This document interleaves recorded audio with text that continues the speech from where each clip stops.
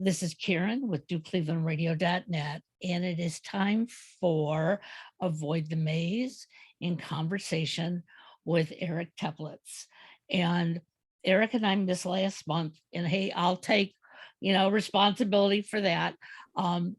February was just a really tough month, and along with getting COVID, which I don't understand, Eric. I've been in my studio 24/7 and I got COVID, but I have recovered obviously, and I'm feeling pretty good. But today we're going to talk about navigating life through uncertainty.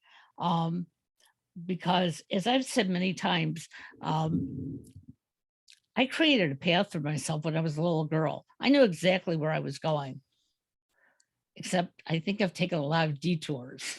Um, and sometimes those detours are because you get to a certain spot and you're uncomfortable. And so you don't want to keep moving forward, or you don't want to go to the right or go to the left. But that's something as a coach you help your clients with, correct, Eric? Sure. And, some of us have grand plans, and I'm a believer in making plans. I think plans are wonderful because they give us a sense of direction. They give us a goal to shoot for. And I know, speaking from my own experience, that it's helpful to have a plan. And I also know from my own experience to pretty much expect that the plan will not go accordingly. And in fact, maybe even the reality will look nothing like the plan. But even in those instances, the plan is still incredibly useful. I'm thinking of a very specific example. The first time in my memory that I really created an elaborate plan for myself was, I remember it was the year 1994. And I'm not going to bore you with all the details, but basically, I was trying to figure out a way that I could finish college. I was in college pretty reluctantly. I knew what I wanted to do with my life, which was music. I had just spent the summer in Nashville as a sort of an experiment, and it went incredibly well. But I had one more year of college that I needed to finish, and I felt very obligated to do so. So I came up with this plan of how I was going to stay motivated to do so. And it involved applying for a program called Semester at Sea. Anyway, I had this this very, very thought out, very well planned, blueprint for myself that I was excited about. I thought, this is great. I'm going to make everybody happy. I'm going to get the college degree. I'm going to graduate a semester late, but I will have a wonderful experience. And I figured out I hadn't yet gotten my driver's license, so that was built into the plan, believe it or not. And I was like, this is fantastic. And what it did was I went from feeling, I don't want to be overly dramatic about it. I wouldn't say despondent, but I went from feeling like kind of down and directionless and reluctant and even resentful about being back at school. And now I had a sense of purpose and mission and excitement about what I was going to be doing and how I was going to get from point A to point B. The whole thing completely collapsed and fell apart and did not come to fruition. But looking back, I can see that the purpose of the plan wasn't necessarily for the plan to, come through.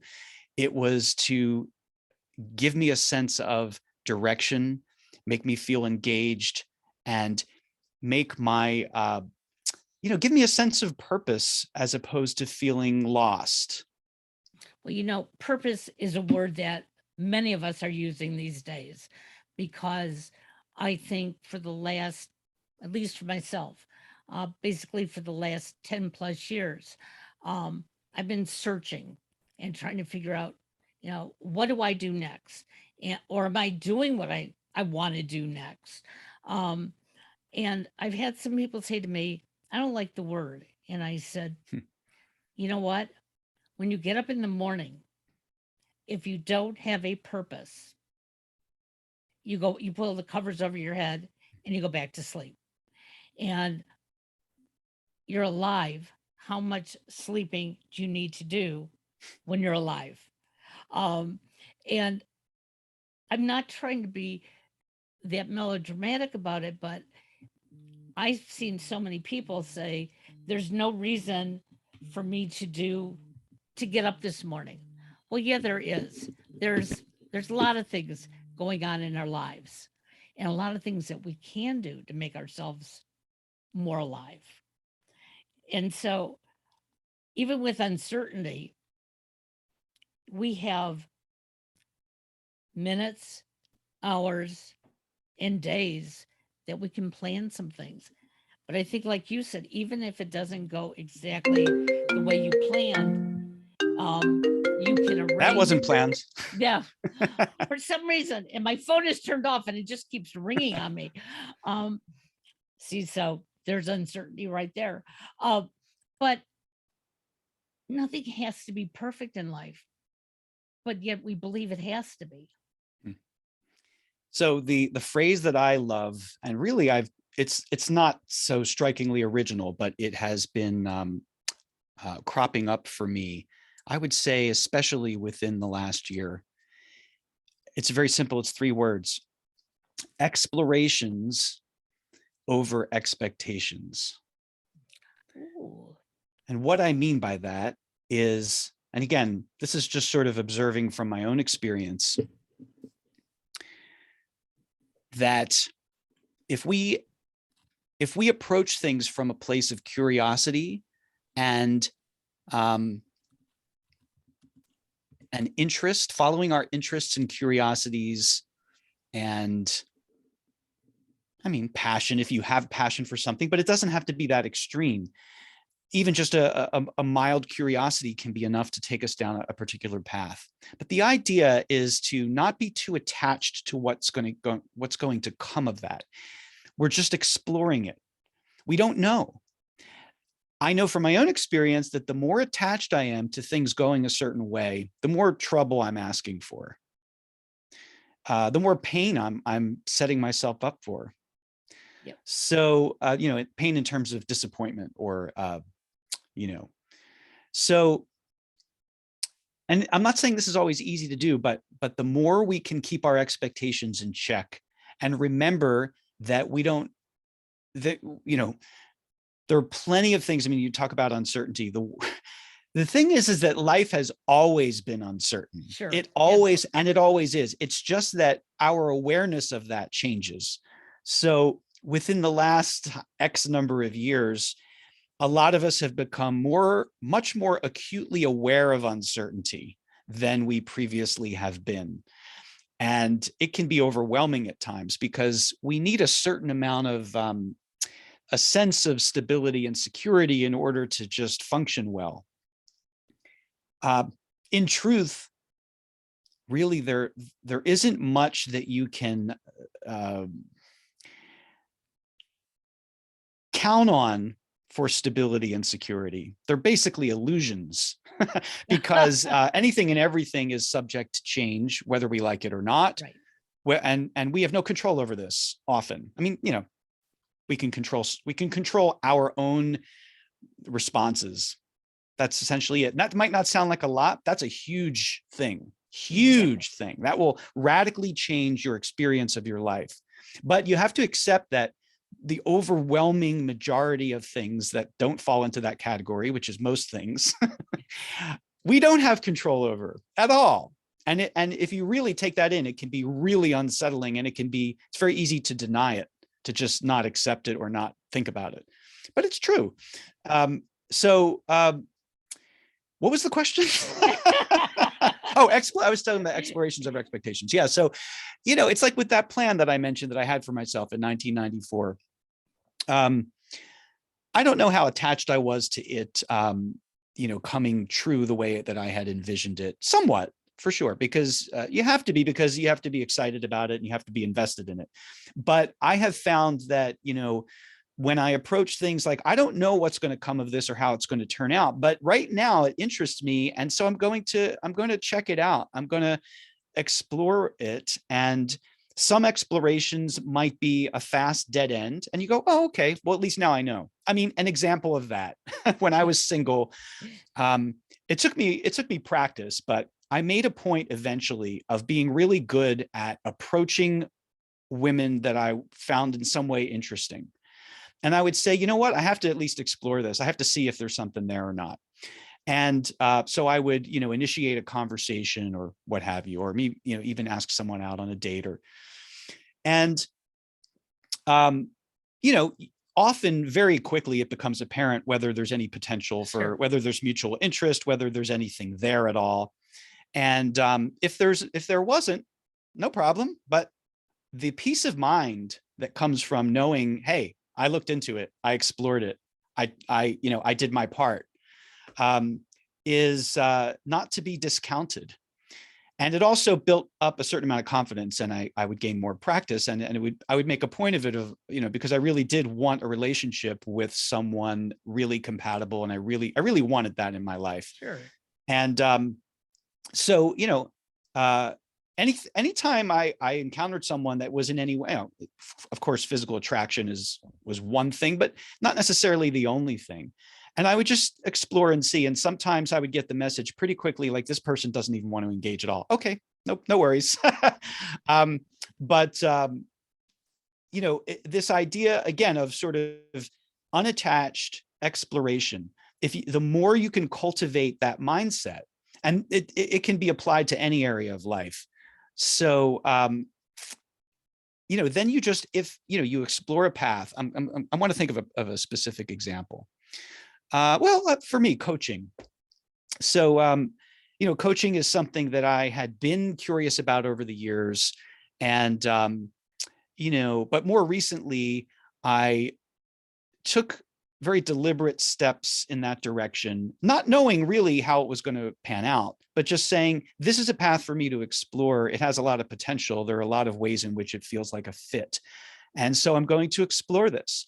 And so I would just take a baby step in that direction, and then another, and then another. Now, I've had experiences where I've explored career paths, and for varying degrees of time, and realized, what, this is not going to work for me.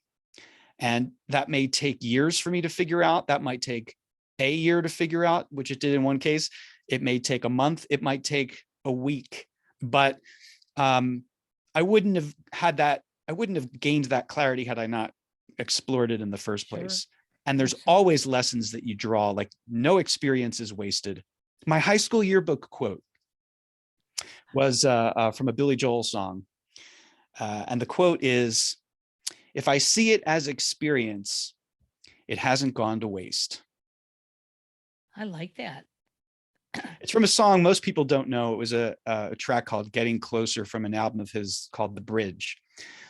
Great album, underrated album, great song. And I love that line. That line always struck me.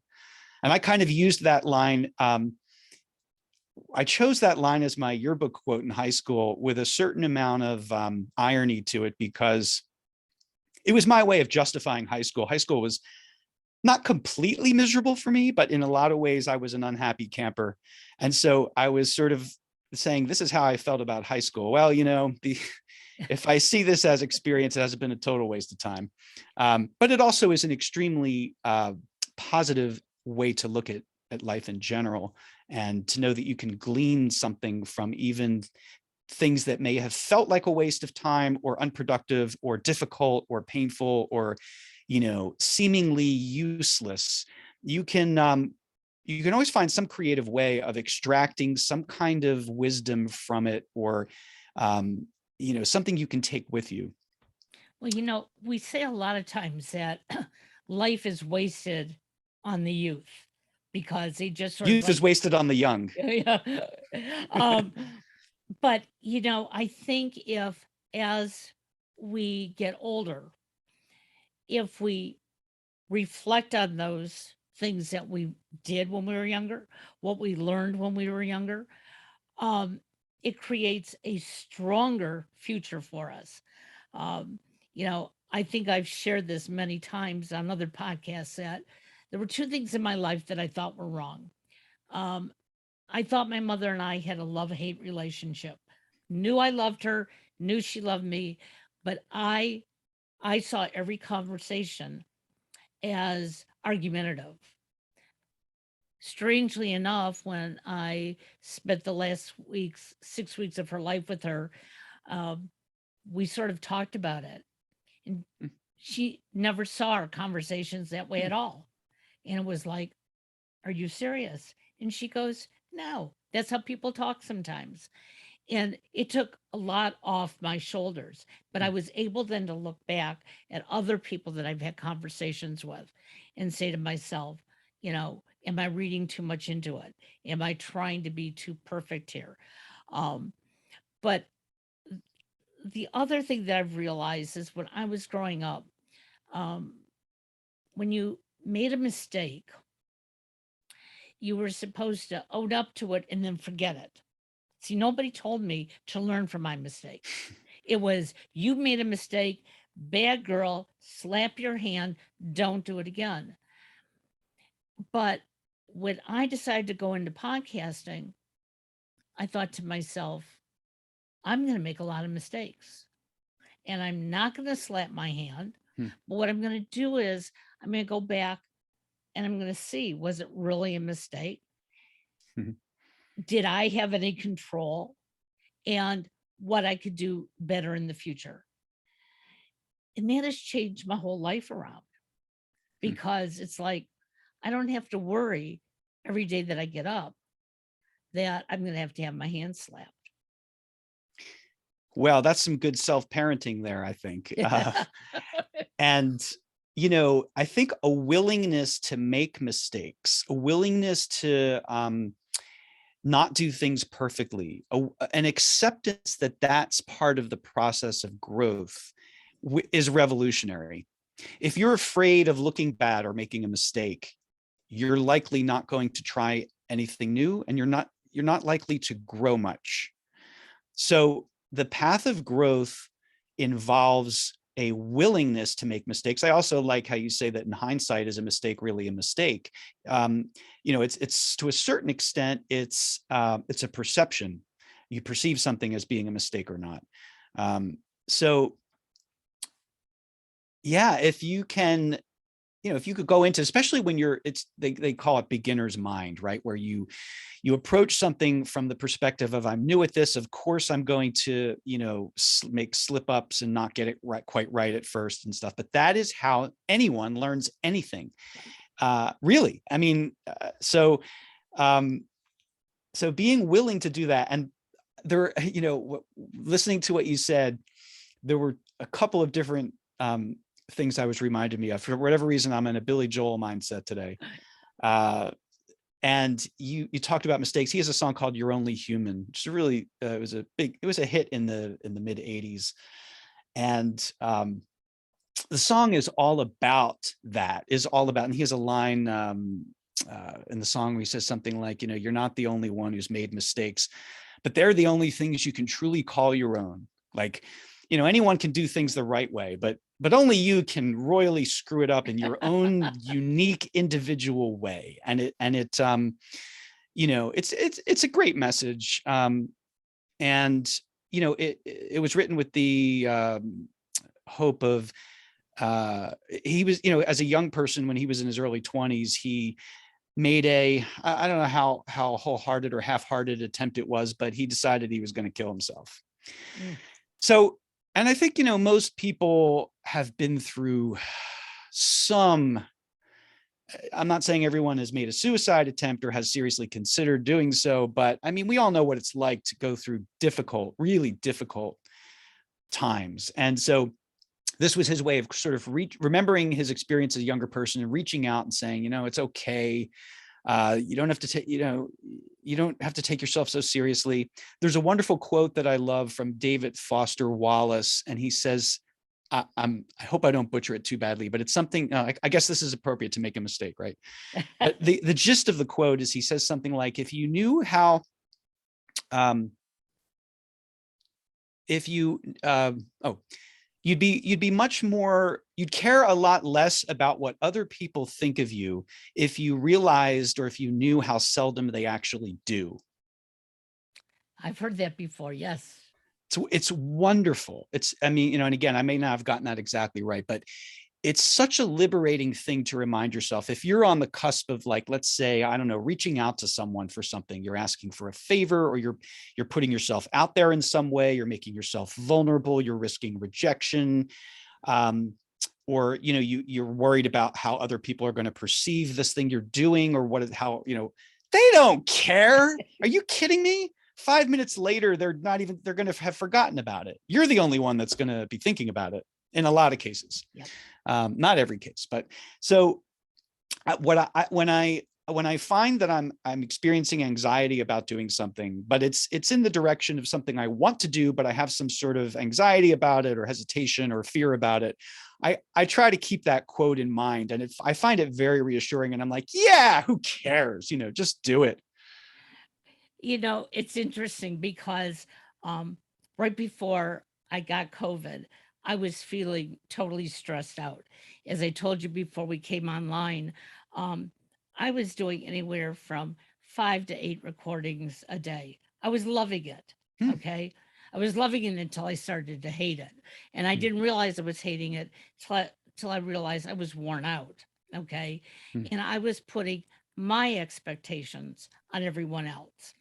Um, and when I finally realized that, uh, I posted on Facebook, you know, I'm sorry, everybody. I need to make some changes. Okay. Um, these are some of the things I'm going to do. And please hold me accountable, because I don't want to be angry with you. And you was a wide base. And I can't tell you how many people reached out to me, even people I don't even know. And they said, good message. Hmm. And they said, is there somebody, who is on your case? Because if so, I'll go to bat for you. And it's like, um, no, but I was making it up in my head that, when I had to postpone our show for February, oh, I wonder how that affected Eric. Oh, I wonder what Eric's thinking. And it's like, whoa, you know, I had to take that step back and say, yeah, I don't want to disrupt, you know, your life with something, but most of the time we aren't disrupting anybody else's life. Yeah, for the record, my thought was, I hope she's okay. Yeah, Please take care of yourself. I and you've said that numerous times. Absolutely, that was where I was with that. But most of us, like you said, we assume other people are Mm. saying those negative things about us. So what can we do so that they don't? And the reality of it is, I love my coach, and I love working with you and a few other coaches out there, that it makes me stop in my tracks now and go, wait a second. Okay. Like, who is this affecting?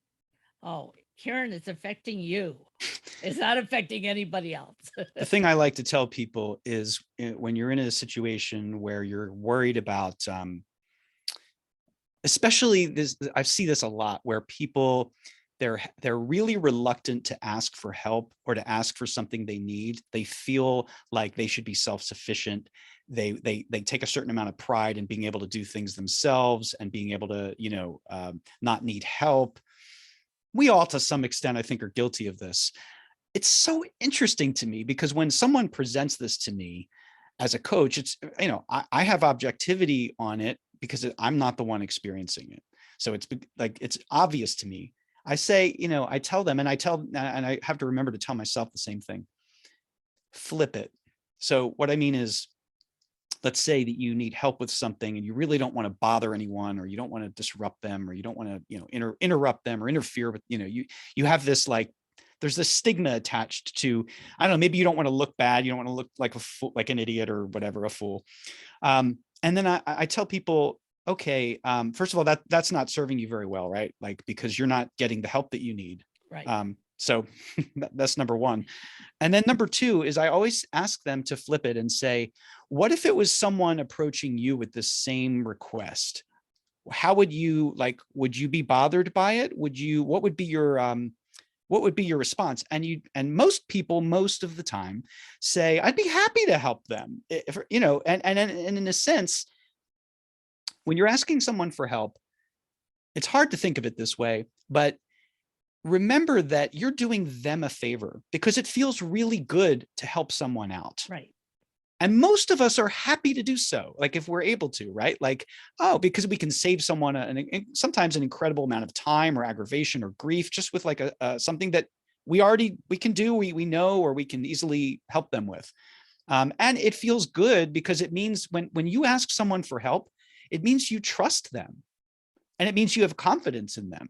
So remember that, like that you're giving someone this gift, because it's nice when people come to you with, and in some way, maybe in some vulnerable way, and they say, you know, I could use some help with this, or I'm not sure about this, or what do you think? Like, it feels good to think, oh, they think highly enough of me that they came to me. So, and when I talk about this with people I'm coaching, you know, it can be like a huge light bulb moment, because they're like, yeah, that's right. Like when people come to me, you know, you know, they have a certain experience. And now, of course, there are always exceptions. I'm not saying this is always the case. If someone is constantly haranguing you and not at all, and has no boundaries whatsoever, and is just bothering you, you know, every 10 minutes, but that's a completely different dynamic. And those situations, I think, are far less, they're not really the situations we're talking about. Right? Like most people, when they're hesitant, if they're hesitant to bother, like they don't want to bother someone, they're not the kind of person who's going to be harassing and haranguing. The people who are harassing and haranguing never have that thought. You are right. You are right. Well, you know, it's interesting because my husband and my son both are on the spectrum. So they hear things differently, they respond differently. You would think after all these years, I would I would know this, okay? Well, yeah, I know it, but sometimes when I need something, um, I'm hesitant because typically their reaction is a blank stare because they need very explicit information when I ask them to help me. I can't just say I need help. It's like, what does that mean? What I can say is, could you or would you uh, open up a can of soup and heat it up for me? That they can hear, that they can see. But I also have to tell them when I want it. Because if I don't, it's okay. And then they go off and do their thing and they forget it. And then I, as the do it now person, is thinking, I wouldn't have even waited for you to ask for that bowl of soup. I would have known to have gotten it. And that makes it worse. And so in the last couple weeks, um, I've had to go back and look at my dialogue. It's not so much not asking for help, but how do I ask for help? And trying to understand how that other person communicates with me. And Yeah, that's a much deeper level of what we're talking about. I want to ask you, you're softer now in my headphones. So is your mic, so either you were there, I was that's a little better. bit away from it. Okay. Yeah, no, that's a good point. And I mean, you know, you talk about this applies, I think, to human beings on the spectrum or not, because, you know, we're all on the human spectrum. And so we all perceive things differently. We have different points of reference. We have different histories. We have different triggers. We have different personalities. And so, you know, I think it's always prudent to keep that in mind. And one of my favorite books is The Four Agreements. You familiar with The Four Agreements? No. Wow, I could talk about for like 20 minutes straight to explain why I love that book so much. I will not do that unless you really want me to. But The Four Agreements is the thing that's so great about this book. It's the author's name is Don Miguel Ruiz, R-U-I-Z. If you Google Four Agreements, you know, you'll easily find it. And the author comes from the Toltec tradition, and he offers these four guiding sort of little nuggets of wisdom that if you embody them, your life is going to go a lot better. If you embody any of them to any degree, things are going to go a lot better. And I think of them, he calls them agreements, but I think of them as aspirations, because it's not necessarily reasonable to expect that you will perfectly employ them at all times. Some of them are actually really, really difficult. They're simple, but they're not easy. The 4 agreements, I'll just go, Okay. you'll see why I'm bringing this up. The first one is be impeccable with your word. Huge. What does this mean? Basically, it just means mean what you say and say what you mean. Communicate clearly. And also a part of it is communicate consciously. So in other words, be mindful of the way you're communicating and make an effort to do so from a kind place and not a mean place. That's what he considers being impeccable with your word. So being trustworthy, of course, is a huge part of that. And things come up in life, right? Like, so let's say you make a promise to someone, I'm going to do such and such, and then at the moment you realize you're not able to fulfill that promise that you made, you communicate that. Hey, we're human, things happen. So that's part of being impeccable with your word. Is you might not always be able to keep your word, but if you can't in some instance, the moment you realize you're not able to, you communicate that. Okay, that's number 1. Number 2, and I'm not sure if I'm getting these in sequential order or not, but make no assumptions. Well, you see why I call this an aspiration, why I think of it as an aspiration. Make no assumptions. We all are constantly making assumptions.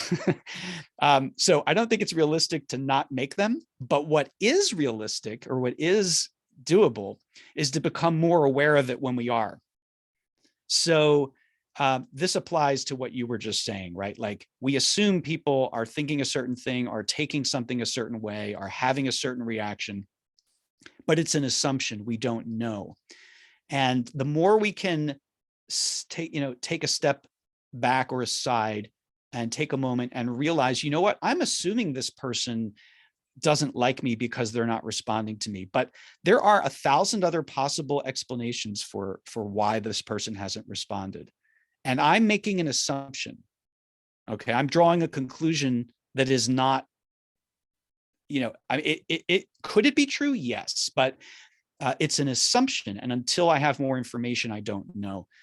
That alone, you can see how much unnecessary suffering this can alleviate if we can get better at catching ourselves and realizing we're doing it, and pausing and taking a breath and going, oh, okay, I'm making assumptions again. The other 2 agreements, number 3, yeah, number 3, I just when you think, okay, that one was the hardest. Number 3 is don't take anything personally. Good luck with that, right, fellow human? What he means, though, is other people's actions and behaviors are about them. They're not about you. And don't take anything personally works both ways. It applies to situations like if someone insults you or does something that you feel is insulting or hurtful. And again, easy to say, hard to do in a lot of cases, but the more you can not take it personally and realize, hey, maybe something is going on with them, the better. But it also applies to when you're praised, the flip side of it. So like if someone showers you with compliments, and well, who doesn't love that, right? Who doesn't love to be appreciated and praised and told how wonderful they are? And he says, don't take that too personally either. Like, you're going to have a big swelled head and it's going to burst at some point. So don't take anything personally. Take it all with a grain of salt. And, that will help create equanimity. And then the last of the 4 agreements, this one might be the most timely for a lot of people, given what we're all living through with, just with the pandemic alone, the last couple of years. The last of the 4 agreements is always do your best. Now, there's a big asterisk at the end of this, because your best is going to vary considerably, moment to moment, day to day. When you're afflicted with COVID, your best is going to be way different than your best right now, right, Karen? So So keep that in mind. If you're sleep deprived, if you're exhausted, if you're ill, if you're overstressed, if you're any of these things, then you have limited faculties and limited resources and limited energy. And the truth is, we always do. It's just that there are degrees of this. So do your best. If you can make a point as a sort of a standard operating procedure to do your best in any given situation that you can, given all of the givens, including things like the knowledge that you have at the time, because hindsight is 2020, the resources that you have at the time.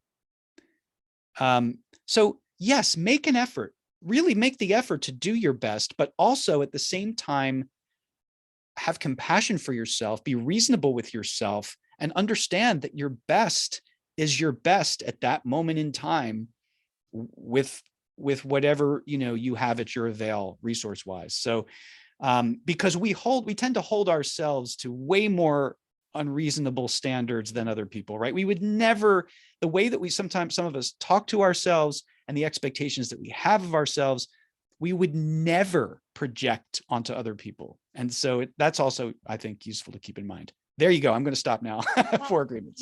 I love those, and I'm going to put those in the show notes. I also can't hear you again, so I'm not sure. Me? Yeah. Is the mic on? My mic is on.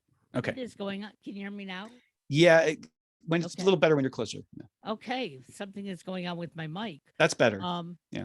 All right. Don't know what it is, but what I think is important, I'm going to put in the book in the show notes, but I want people to look at these and to think about it, because as you were talking about this, like all these sparks were going off in my head.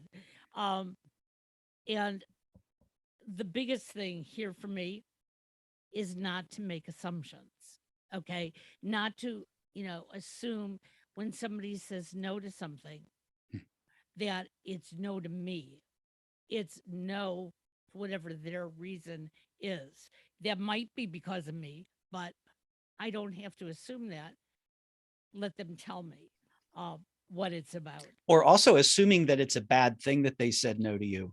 Exactly. I've done that so often, so many times in my life, assuming it's a bad thing and then realizing, oh my God, I'm so grateful and fortunate that they said no to me for that job, or that, that woman turned me down, or what, like when if you, with the perspective of hindsight, you might be, oh my God, what a blessing. And it's interesting that you say that, because my husband, as IT person, he gets called regularly for jobs, and they'll assign it to him, and then next day it's off of his calendar. And he's taken that very personally in the past. But recently, he's realized half the time the companies who say yes today realize tomorrow they don't have the money for it. And so it's really a postponement.